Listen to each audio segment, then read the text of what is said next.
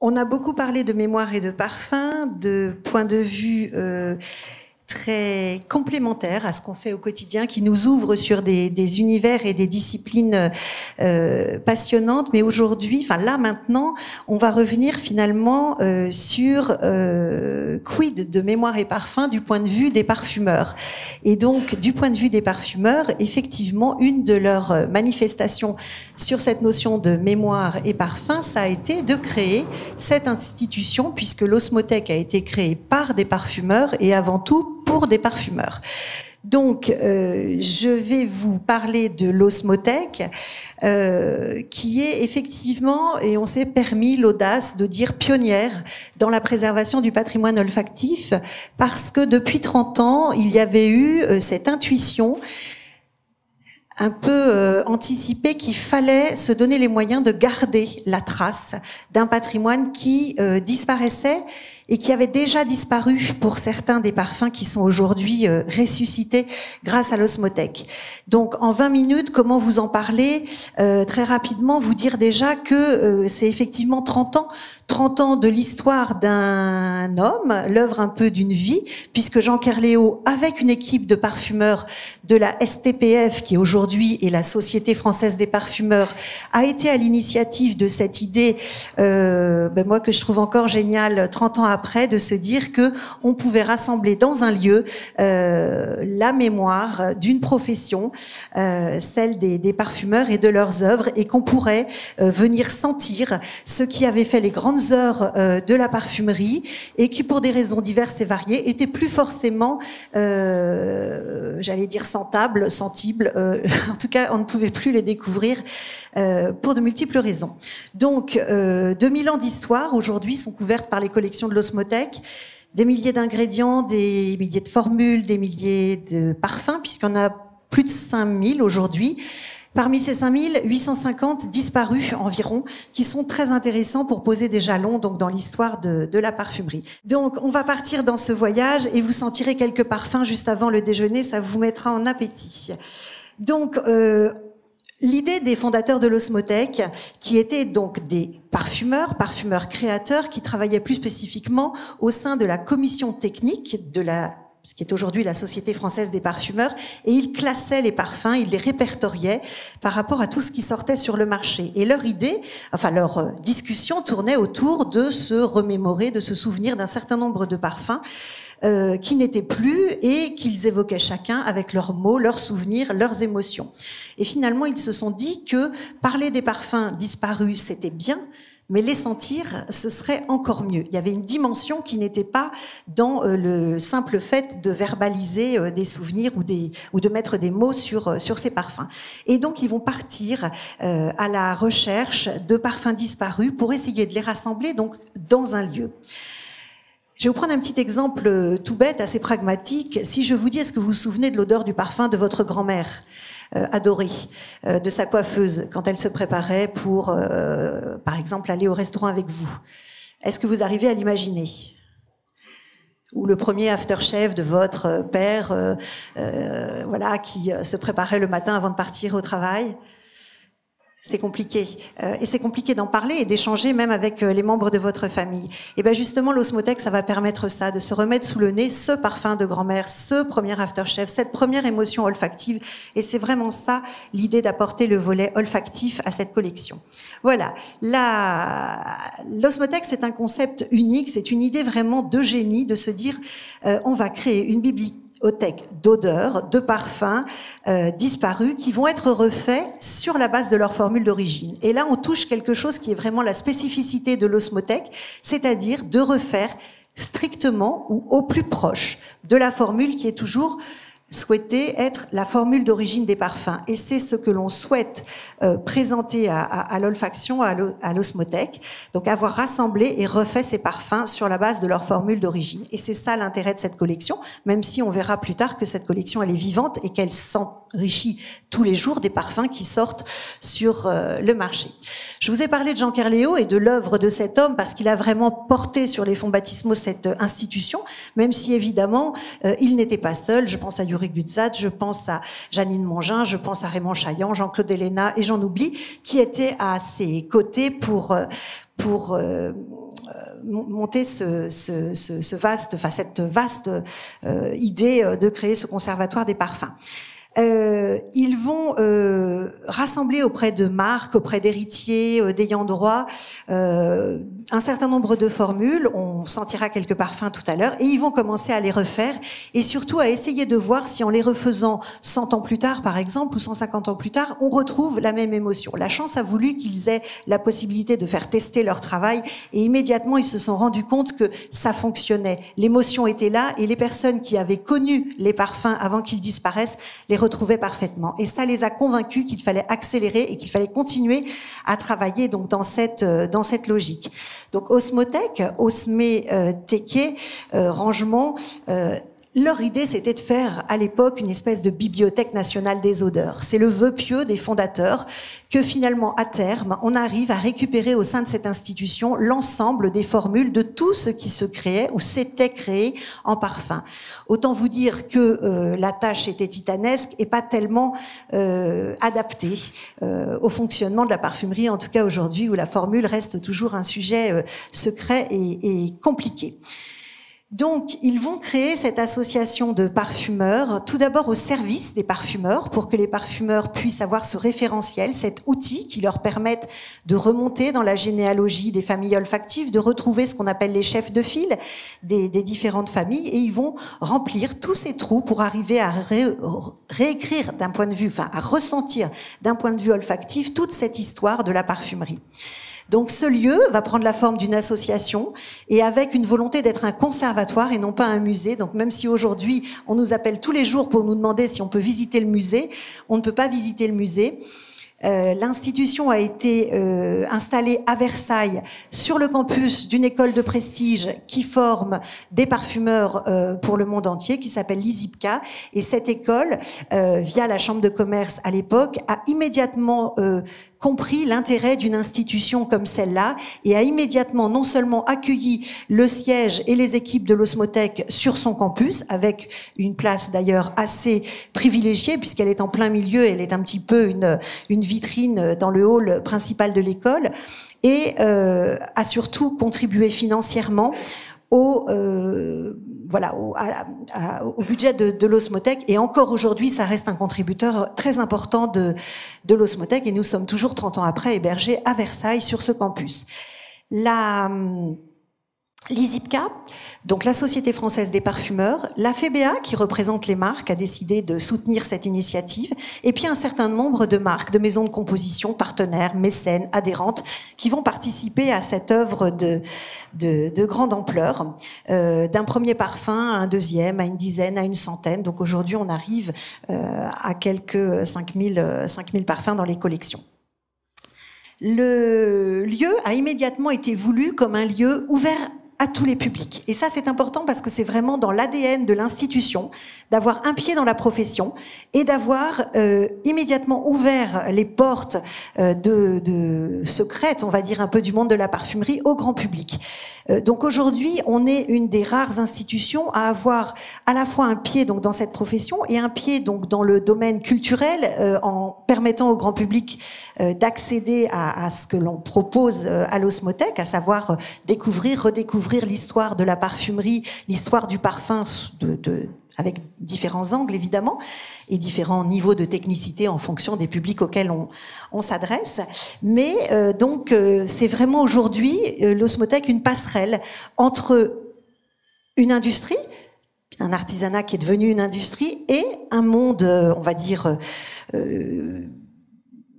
le monde, qui s'intéresse de plus en plus à la chose olfactive, sous toutes ses formes. On disait en préambule tout à l'heure que le Covid était passé par là. Aujourd'hui, tout le monde sait que l'odorat est un sens important. Tout le monde sait ce qu'est l'anosmie. Et l'Osmotek, on va dire, revient sur le devant de la scène grâce à tout cet engouement qu'il y a aujourd'hui sur la chose olfactive. On n'y fait pas exception. Et c'est une bonne chose parce que finalement, on se rend compte que ce travail a commencé il y a 30 ans, nous permet aujourd'hui d'avoir une place particulière sur la scène, on va dire, de ce qui se passe au niveau de la culture olfactive. Donc depuis 30 ans, nous préservons de façon neutre, indépendante, un patrimoine vivant, un patrimoine qui s'enrichit tous les jours grâce à toute une profession qui la soutient notamment, qui est donc cette mémoire du parfum. Neutre, indépendante, avec rigueur.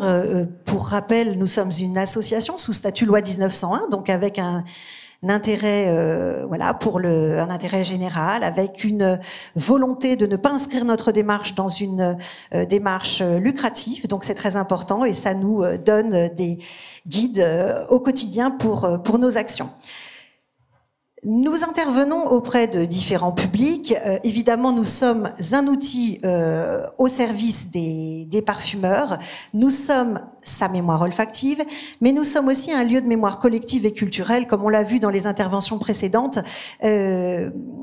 Le parfum, au sens large, accompagne les hommes depuis très longtemps et quel que soit le lien qu'on a avec lui, nous avons tous des souvenirs associés au parfum et à ce titre-là, on considère qu'il est très important que l'osmothèque reste finalement la mémoire olfactive de tous.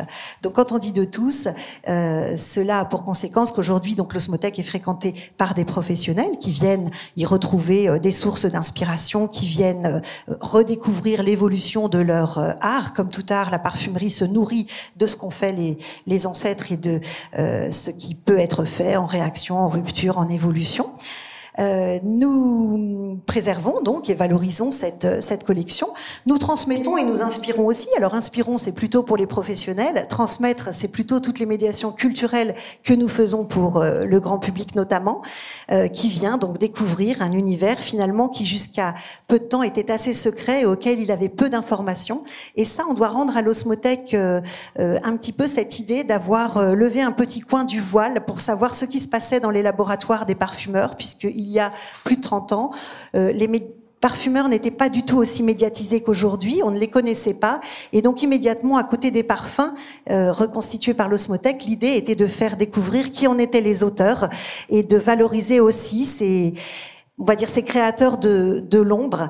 Et c'est assez amusant à l'osmothèque aujourd'hui, puisque je dis aux marques anciennes avec qui nous discutons que tous les jours, François Coty est vivant chez nous, tous les jours, Paul Parquet traverse la salle et nous sentons ses créations, que Germaine Cellier est bien présente et qu'on lui adresse un bonjour tous les jours.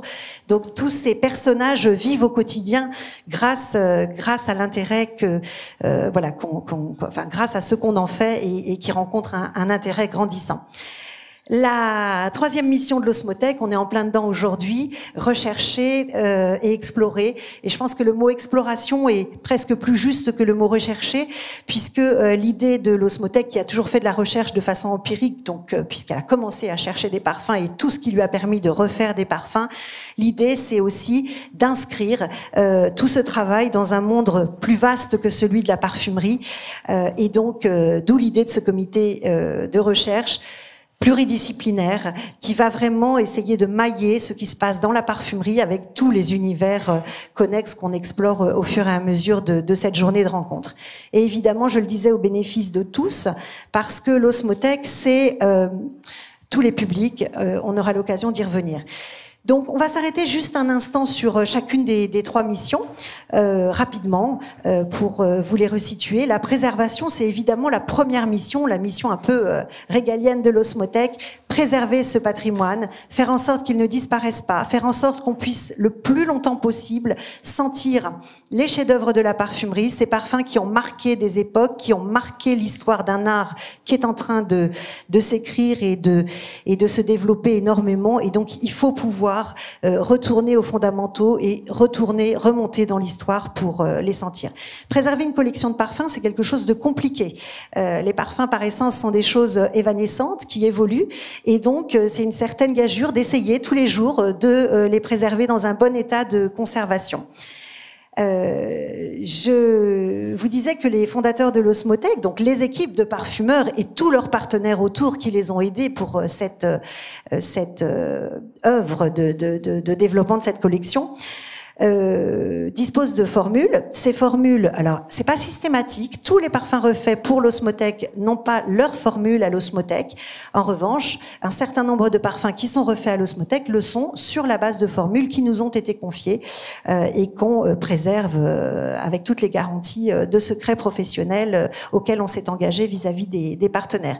Les maisons de composition aussi nous fournissent de plus en plus, ont joué le jeu de refaire des parfums, des spécialités pour que nous puissions continuer à refaire ces parfums-là.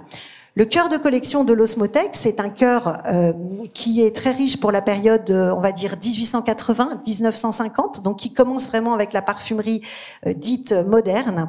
On a évidemment quelques curiosités qui datent des périodes antérieures, mais c'est surtout là où démarre le cœur de la collection de l'osmothèque, et il est assez riche jusqu'à l'après-guerre. Évidemment, au passage, on a un certain nombre de chefs de file, des familles olfactives, on a beaucoup de parfums de couturiers, on a on va dire, un certain nombre de jalons qui sont importants pour comprendre l'évolution de l'histoire du parfum. Ces parfums sont préservés dans ce que nous appelons, nous, dans notre jargon, la cave, et vous en voyez quelques images ici qui défilent. Donc, dans le noir, température constante, à l'abri du rayonnement lumineux, à l'abri des variations de chaleur, donc dans ces flacons anti-UV, et ce sont les fameux quelques 5000 parfums dont je vous parlais tout à l'heure. On a à côté de ça, évidemment, des parfums dont on n'a pas les formules, qui sont des parfums plus récents, et on a aussi donc des curiosités et on est en train de plus en plus d'élargir, on va dire, l'objet de cette cave avec des segments de collection un peu nouveaux, des parfums qui sont pas forcément refaits sur la base d'une formule, mais ça c'est un autre débat qui est vraiment quelque chose de relativement nouveau. L'ADN de l'osmothèque, c'est de faire sur formule des parfums dont on a une parfaite, allez, j'ose ce mot, traçabilité sur comment ils vont être refaits. L'héritage des fondateurs, et ça, Daniel Molière souhaitait que j'insiste sur ce point. L'héritage des fondateurs, c'est de travailler donc sur la formule, un respect scrupuleux de la formule.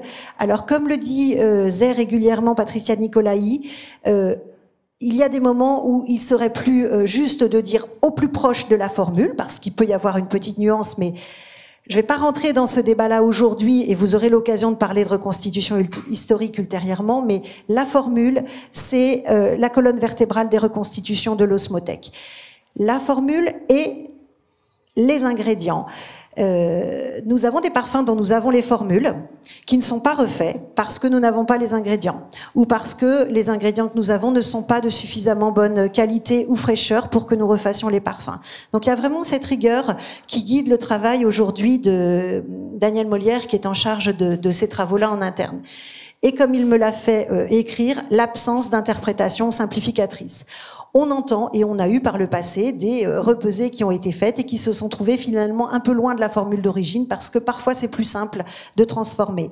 Ce qui a été souhaité vraiment par l'équipe de Jean Kerléo, et c'est ainsi que travaille encore aujourd'hui Daniel Molière, aidé de Patricia Nicolai sur les ingrédients, c'est vraiment de ne pas interpréter et de coller à cette formule. Donc je ne vais pas vous montrer des formules et vous dévoiler les secrets de fabrication de l'osmothèque, mais il y a un préalable tout de même à tout ça, c'est d'avoir l'autorisation des héritiers, des ayants droit, des maisons de composition ou des parfumeurs créateurs pour refaire ces travaux-là. Il faut savoir qu'un certain nombre déposent spontanément leur formule à l'osmothèque parce que déposer un parfum, enfin une formule de parfum à l'osmothèque quelque part, c'est en garantir la postérité. Le fait qu'il y ait un endroit où ils ne seront pas perdus, et nous espérons qu'ils ne soient jamais perdus. Donc, avec les autorisations donc des personnes qui nous ont confié ces formules, il faut savoir que ce sont des formules qui sont complexes parfois à décrypter parce qu'elles sont manuscrites, elles sont annotées. Elles disposent quand même, m'a dit Daniel Molière, de vous transmettre d'un certain nombre de commentaires dessus qui permettent de bien les interpréter, de bien les comprendre. Et Daniel souhaitait que je vous dise également que c'est pas parce qu'on a la formule sous les yeux que c'est rapide de la repeser. Parce qu'il y a tout un travail justement de lecture de la formule pour comprendre et pour aller chercher les ingrédients qui seront les plus adaptés à cette formule. Donc notamment par rapport à des ingrédients qui peuvent être nécessaires de prendre sur la base de certaines méthodes d'extraction et pas d'autres. Mais là encore, n'étant pas parfumeur, je ne vais pas me lancer dans ce débat-là et je vous laisserai poser vos questions aux parfumeurs de la salle si vous voulez, notamment représentés par notre président qui pourra approfondir ces points-là. Évidemment, dans certains cas, il y a des arbitrages malgré tout à faire et la grande expérience, la grande compétence de parfumeur, alors j'allais dire senior concernant Daniel Molière, est très importante. Il faut savoir aussi qu'au niveau des ingrédients, nous avons un casse-tête parce que les ingrédients que nous utilisons peuvent avoir disparu, être interdits, n'être plus produits. Donc il y a forcément des choses à aller chercher qui sont anciennes, qui sont oubliées ou qu'on ne trouve plus sur le marché. Donc c'est là où il faut aussi avoir un intérêt et une action très importante sur la palette pour être toujours en mesure d'utiliser les bons ingrédients et je pense notamment là à des partenariats qu'il peut y avoir pour refaire des bases ou pour reproduire des molécules disparues. Je pense à ce partenariat qu'on a avec l'UVSQ pour avoir en dépôt à l'Osmotec des resynthèses de musc nitré qui sont partie prenante de certaines formules et qu'aujourd'hui on a, grâce au travail des chercheurs chimistes, pu remettre dans la palette dont a besoin l'Osmotec pour travailler. Donc aujourd'hui, il y a un double contrôle olfactif qui est systématiquement fait par les parfumeurs. Daniel Molière, donc, est en charge des repesées, et Patricia Nicolaï, qui fait ce double travail avec lui sur notamment les ingrédients. On a des partenariats, comme je vous le disais, et donc on pèse ces parfums. On en a à peu près 250 qui ont été pesés en interne sur la base de parfums disparus, et ensuite nous avons évidemment des repesées qui sont faites de plus en plus d'ailleurs, par les maisons de composition, sur la base de parfums qui ne sont plus commercialisés chez eux ou plus dans la même forme. Et ces parfums enrichissent de plus en plus les collections de l'Osmotec. Et vous avez dû voir dans nos dernières prises de parole, on a fait des conférences qui s'appelaient 30 repesées historiques. C'était les 30 dernières repesées entrées par l'extérieur, c'est-à-dire par les maisons de composition ou quelques-unes qui étaient le retravail interne de nos équipes.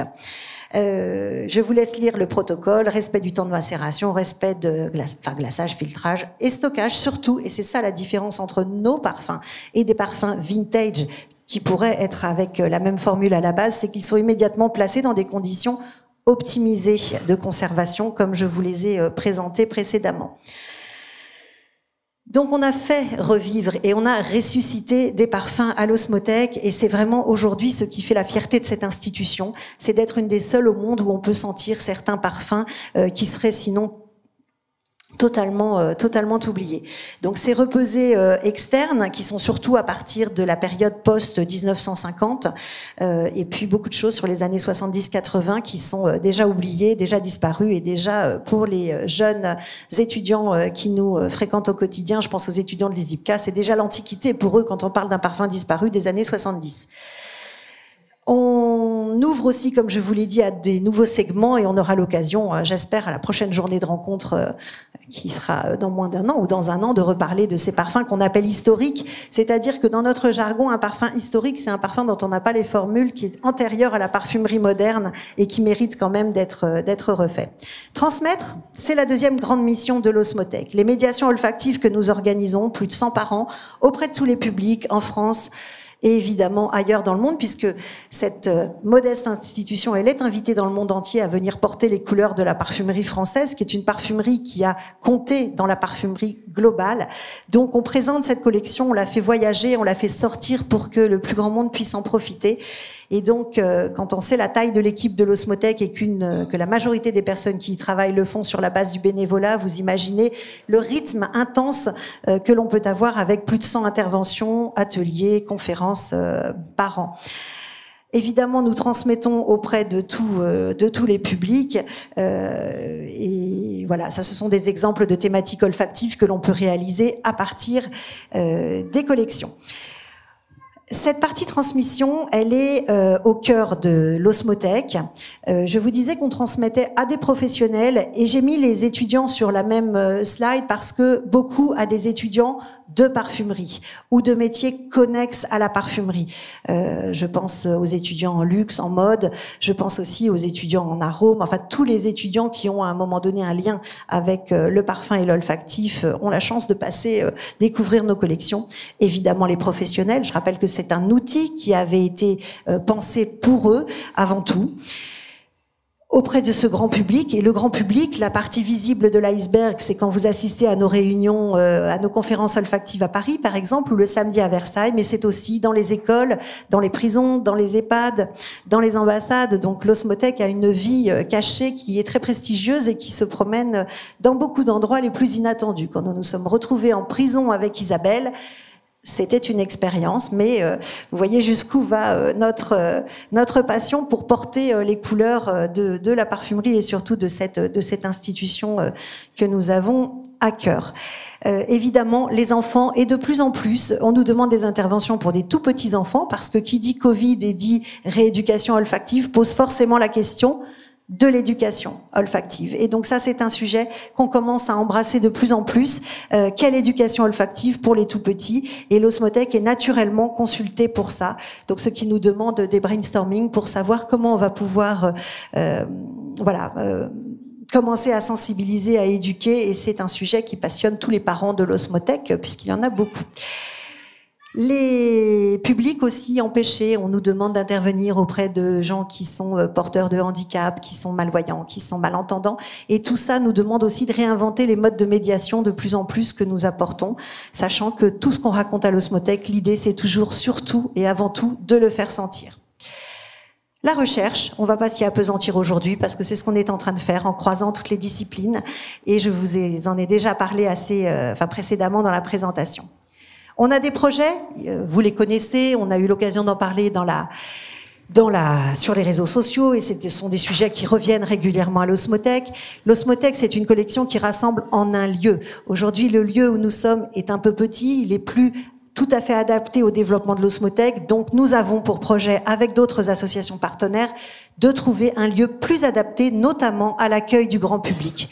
Donc, je ne vais pas m'y appesantir, on a eu l'occasion d'en parler souvent, de ce lieu qui serait un lieu central, qui nous permette de déployer cette collection, de déployer des visites plus libres du conservatoire, sous forme peut-être de visites audio guidées, et puis surtout qui nous permettent de préserver encore mieux et toujours cette collection qui devient envahissante, puisque avec un frigo par an qui contient à peu près 350 parfums, vous imaginez qu'à un moment donné, on peut plus pousser les murs de la cave qui nous héberge.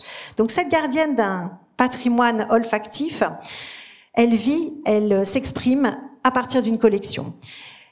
Une collection qui comporte des trésors, et je vais aller assez vite, mais on avait envie aujourd'hui, en accord avec les équipes de l'osmothèque, de vous faire juste sentir très rapidement, et on en reparlera si vous voulez pendant la pause ou avant 14h ou à la pause de cet après-midi. On vous développera un peu tous ces parfums, mais on vous a choisi. Le premier, c'est le contre-exemple absolu de tout ce que je viens de vous dire. C'est-à-dire que c'est une interprétation, et c'est le seul parfum de la collection qui a été refait non pas sur la base d'une formule précise, mais sur la base d'une, je vais oser le mot, recette. C'est-à-dire, ce sont des écrits de Pline l'Ancien qui nous donnent un certain nombre d'ingrédients, mais il nous manque quelques informations de quantité. Donc, je vous laisse découvrir ce que vous avez normalement sous le nez maintenant. En profitez. Et donc, pour reprendre l'expression de Chantal Jacquet tout à l'heure, là, faites un petit voyage spatio-temporel. Vous êtes au 1er siècle, vous êtes chez les Romains. Vous êtes peut-être à table, prêt à participer à un de ces fameux banquets dont on a entendu parler pour nos chers amis les Romains. En tout cas, vous êtes chez l'élite des Romains. Et vous découvrez donc ce parfum qui porte modestement le nom de parfum royal. C'est le parfum le plus ancien de nos collections aujourd'hui. C'est donc un parfum du 1er siècle. Donc vous en trouvez sa description et sa composition dans le volume 37 du livre 13 de l'histoire naturelle de Pline l'Ancien. On est avec des chercheurs, donc il faut être précis, et je pense que la citation est précise. Et donc, dans ce volume, Pline, qui a beaucoup glosé sur les mœurs de ses contemporains, nous donne un certain nombre d'indications et de commentaires sur ce parfum. Et donc, ce parfum, c'est l'antithèse absolue de ce que l'on fait et de ce que je vous ai décrit en termes de méthode. Donc, prenez-le comme comme tel, mais c'est un témoignage qui nous permet de comprendre la palette et d'avoir une évocation olfactive de ce que peut être la parfumerie à l'époque des Romains. Il est censé vous mettre aussi en appétit, et je n'en ai plus pour très longtemps, donc on va pouvoir vous libérer bientôt, mais je prends quelques minutes de plus pour vous faire à nouveau voyager dans les collections un peu plus tard, et là on arrive à un fougère royal. Fougère royal, c'est un marqueur important, le début de la parfumerie dite moderne, donc une parfumerie qui s'industrialise, une parfumerie qui découvre, grâce aux chimistes, les molécules de synthèse. Une parfumerie qui va écrire des formules très précises qu'on va pouvoir reproduire. Et là, une parfumerie qui va nous permettre de comprendre le passage d'un relatif artisanat à une industrie. On a un parfum qui va être un des premiers jalons d'une famille qui va s'appeler la famille Fougère. Donc, comme son nom l'indique, ils ne sont pas la fougère, mais il va poser donc un accord qui signera. Les suivants s'appelleront de la famille Fougère parce que tout simplement, la maison Houbigant décide d'appeler ce parfum Fougère royale. Vous voyez que le mot royal apporte toujours de la noblesse aux créations. Donc cette fougère royale, qui ne sent pas la fougère, mais la maison Houbigant va décider qu'elle est le référentiel et que si la fougère avait une odeur, bien évidemment, ce serait celle de ce parfum-là. Et là, on voit le début d'une accélération dans la parfumerie. Et donc ce parfum, pour nous, mais on aurait pu vous faire sentir le trèfle incarnat, on aurait pu vous faire sentir Vera Violetta, on aurait pu vous faire sentir un Jiki de chez Guerlain. C'est les débuts de la parfumerie moderne et donc de ces parfumeurs chimistes. Et c'est le début, comme disait Coty, d'un grand commerce dont on n'avait pas idée. Le packaging, le marketing vont s'inviter et là démarre quelque chose et un certain âge d'or pour la parfumerie que nos visiteurs ont grand plaisir à venir redécouvrir dans nos collections. On va faire un saut dans le temps parce que on commence à être pressé. Et je ne vais pas vous faire sentir l'origan, mais on l'a pris avec nous et on le sentira tout à l'heure en marche, si vous voulez, pendant votre petite pause de l'après-midi. L'origan qui signe ce fameux souvenir des poudres de grand-mère, notamment, dont on parlait au début. Cette petite, et je la cite encore, même si j'ai vu que maintenant il fallait prendre des précautions, cette petite Madeleine de Proust qui nous transporte donc dans l'univers feutré des coiffeuses. On le sentira tout à l'heure. Et ce parfum, il va préfigurer des grands chefs-d'œuvre dans cette famille ambrée. Et il est important de voir que c'est François Coty, donc en 1905-1904, il y a Ambrantic avant, mais qui va marquer voilà les premiers jalons de cette grande famille-là. On avance toujours dans l'histoire parce que c'est ça que nous permet de faire l'osmothèque, de remonter dans le temps ou de voyager dans le temps.